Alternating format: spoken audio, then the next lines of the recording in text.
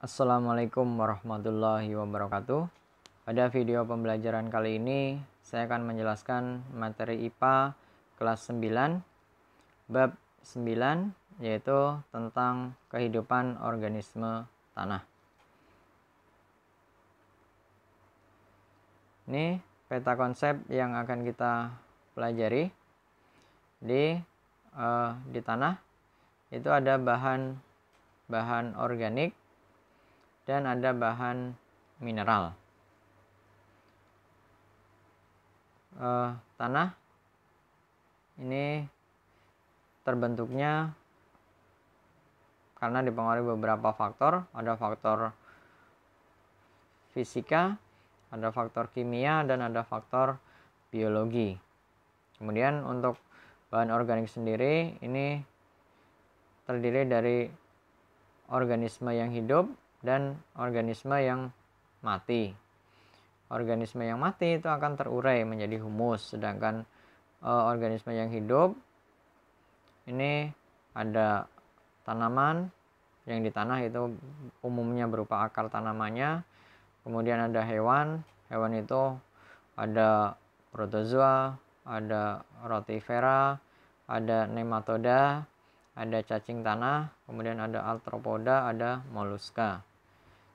Dan ada juga mikroorganisme seperti alga, bakteri, fungi atau jamur, kemudian actinomycetes, dan ada virus atau bakteri, virus dan bakteri. Oke, langsung saja kita bahas.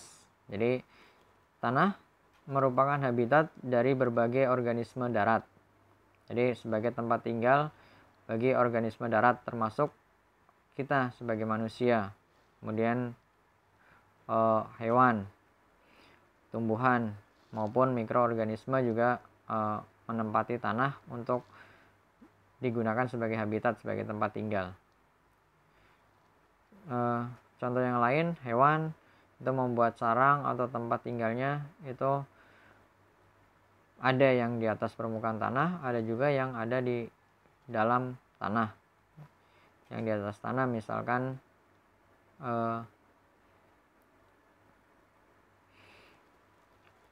burung, dia nempel di pohon membuat sarang. Kemudian yang di bawah tanah ada cacing,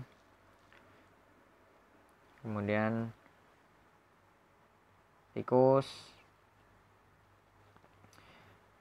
dan berbagai organisme seperti jamur, lumut, bakteri, lipan, dan kalajengking ini hidup di permukaan tanah dan di dalam tanah.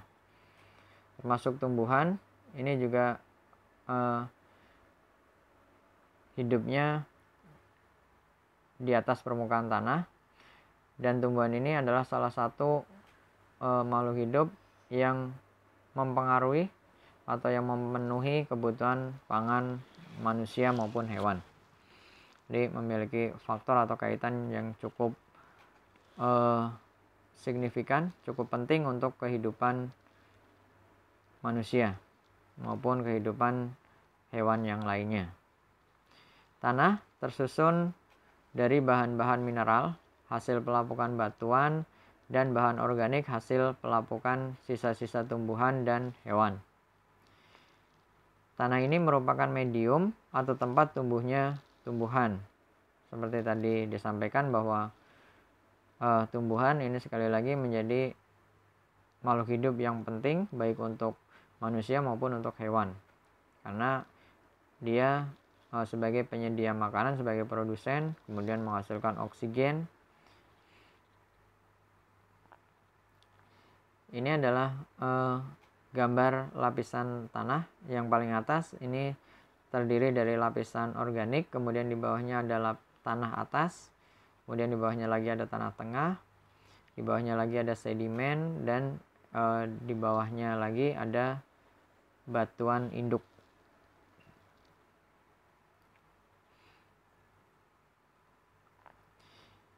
Yang berikutnya proses pembentukan tanah. Proses pembentukan tanah ini diawali dengan penghancuran batuan menjadi partikel mineral. Jadi tanah itu dibentuk dari batuan yang mengalami pelapukan atau hancur dalam jumlah yang besar, baik disebabkan oleh udara maupun oleh air, sehingga timbul ruang atau pori-pori pada batuan tersebut, sehingga nanti yang berikutnya akan pecah. Penghancuran pelapukan yang terjadi itu melalui proses yang pertama terjadi secara pelapukan secara fisis, kemudian pelapukan secara kimiawi, secara kimia, dan pelapukan secara biologis. Ini faktor yang mempengaruhi pembentukan tanah. Yang pertama adalah iklim, yang kedua organisme tanah, kemudian batuan dasar, topografi atau struktur tanah, kemudian waktu.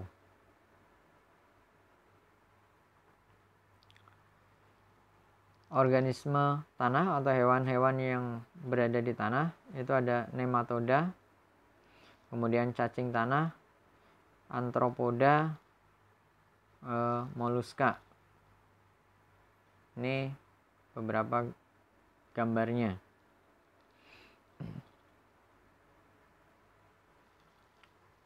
Oke, bisa kita lihat ada yang pertama ada nematoda, kemudian ada cacing tanah. Ini kelompok dari antropoda. Ada kalajengking, kemudian ada kolembola, ada kutu kayu, kemudian ada luwing, dan yang terakhir dari moluska ada bekicot. Bekicot atau siput itu juga termasuk moluska. Kemudian selain ada hewan, ada tumbuhan. Tumbuhan ini merupakan habitat penting bagi mikroorganisme tanah, terutama pada lapisan serasa. Serasa itu yang ada di permukaan tanah. Lapisan serasa merupakan campuran dari sampah-sampah daun yang dari tumbuhan kering, dia akan jatuh ke bawah, ngumpul menjadi satu, itu serasa, dan ranting-ranting kayu yang lapuk, cabang-cabang dan pucuk tumbuhan, sehingga banyak mengandung bahan organik. Sisa tumbuhan mengandung bahan organik, ini yang dimakan oleh mikroorganisme tanah, kemudian diubah menjadi humus. Humus ini akan memperkaya tanah sebagai lapisan serasa. Mikroorganisme ini adalah makhluk hidup yang memiliki ukuran yang kecil. Ada protozoa, rotifera, bakteri, alga mikroskopis, alga-alga yang berukuran kecil, fungi atau jamur, kemudian actinomycetes, dan virus serta bakteri. Yang pertama, protozoa. Protozoa merupakan organisme bersel tunggal berukuran lebih kecil daripada bakteri, tetapi susunan tubuhnya lebih lengkap dari bakteri. Protozoa tanah ini dibedakan menjadi 3 tipe. Ada rhizopoda. Rhizopoda itu contohnya amuba, dia memiliki kaki semu, alat geraknya berupa kaki semu. Kemudian ada ciliata. Ciliata ini memiliki alat gerak berupa rambut getar. Kemudian yang ketiga adalah flagellata. Flagellata ini protozoa yang memiliki alat gerak berupa flagella atau cambuk. Kalau rhizopoda contohnya amuba, kemudian ciliata contohnya paramecium, sedangkan flagellata contohnya euglena.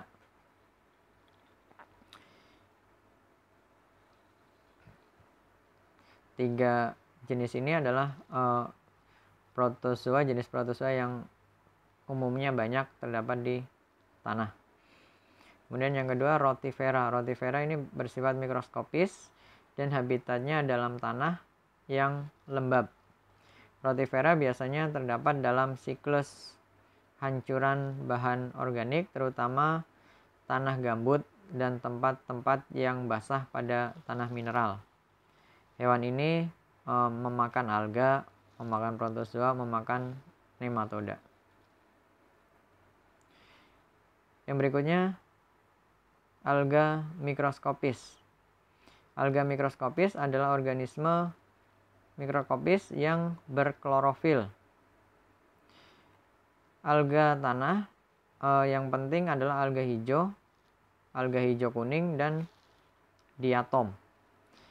Alga ini berkembang biak pada kondisi yang lembab, terlindungi dari intensitas cahaya yang tinggi. Jadi alga ini banyak ditemukan di tempat-tempat yang lembab yang tidak terkena cahaya matahari secara langsung. Dalam lingkungan demikian, alga mampu berfotosintesis.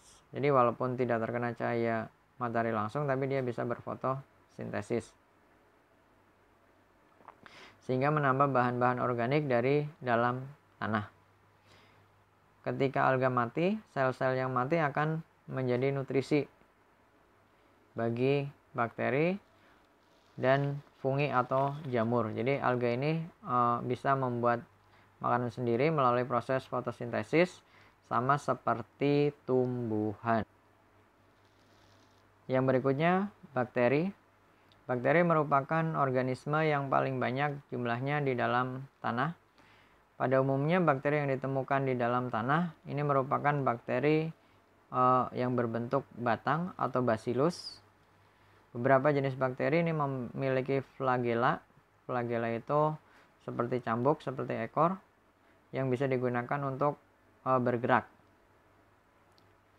Beberapa bakteri yang penting di tanah itu ada Arthrobacter, kemudian Pseudomonas, Agrobacterium, Alkaligenes. Ini berpengaruh pada tanah, pada hewan, tumbuhan, dan manusia. Ini ada 2 contoh bakteri yang ada di tanah, Pseudomonas dan Agrobacterium.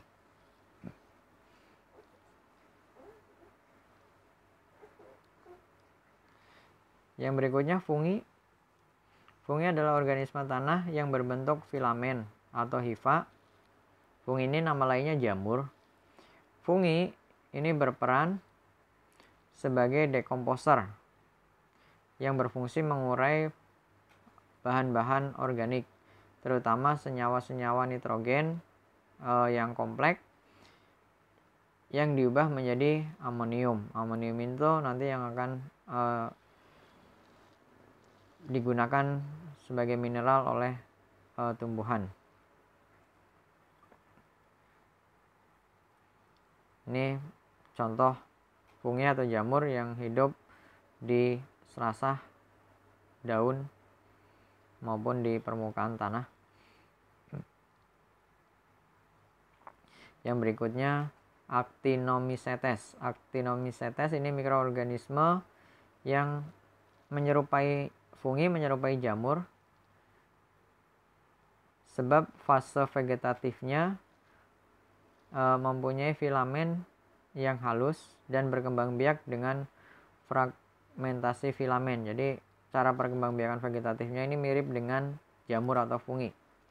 Actinomycetes ini bersifat saprofit dan mampu memfermentasi kompos dan pupuk hijau. Beberapa spesies menghasilkan zat antibiotika, contohnya Streptomyces griseus menghasilkan streptomycin, atau ada juga yang lain Streptomyces aureofaciens menghasilkan tetrasiklin. Ini contoh salah satu Actinomycetes, yaitu Gordona amarae. Ini Actinomycetes yang memiliki struktur seperti jamur, seperti fungi. Yang berikutnya, organisme yang ada di tanah, virus dan bakteriofag.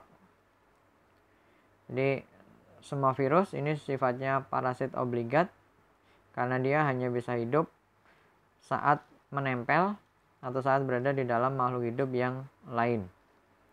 Dan sebagian besar tidak dapat bertahan hidup lama di luar inangnya. Jadi dia hanya bisa hidup kalau ada di dalam sel atau di dalam makhluk hidup yang lain. Tapi ketika dia di luar dari makhluk hidup, maka dia akan mengkristal atau akan mati. Kelompok virus yang hidup pada bakteri disebut bakteriofag. Bakteriofag ini jadi virus yang khusus atau hidupnya di dalam sel di dalam tubuh bakteri. Jika berkembang biak dalam sel inangnya, dalam sel bakterinya, ini menyebabkan kerusakan sel inang. Jadi virus ini hidupnya di dalam makhluk hidup yang lain, tapi ketika dia akan berkembang biak,